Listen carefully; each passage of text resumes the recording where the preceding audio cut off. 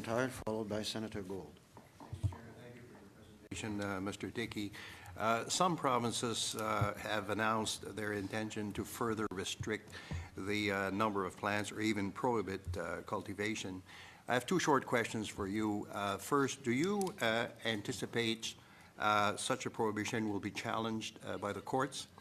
And two, would such a prohibition help or hinder the federal government's purpose of keeping cannabis away from youth and keeping organized crime out of the cannabis industry? I would say that a prohibition on home growing would help with the question of keeping organized crime out of the industry. Because, as I've indicated, a home grower could grow a considerable quantity of marijuana. Well, that could easily be a source for the illicit industry.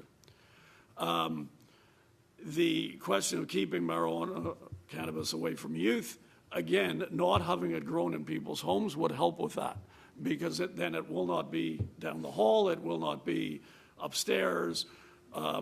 Presumably, it will be bought by the adults and looked after the way tobacco is looked at, rather than being grown there.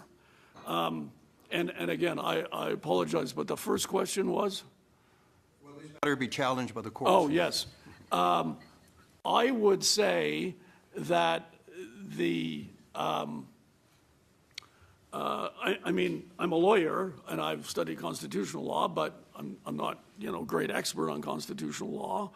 But I think the question of banning, for the federal government to ban home growing would be perfectly legitimate. The federal government has, and the federal parliament has the criminal law power.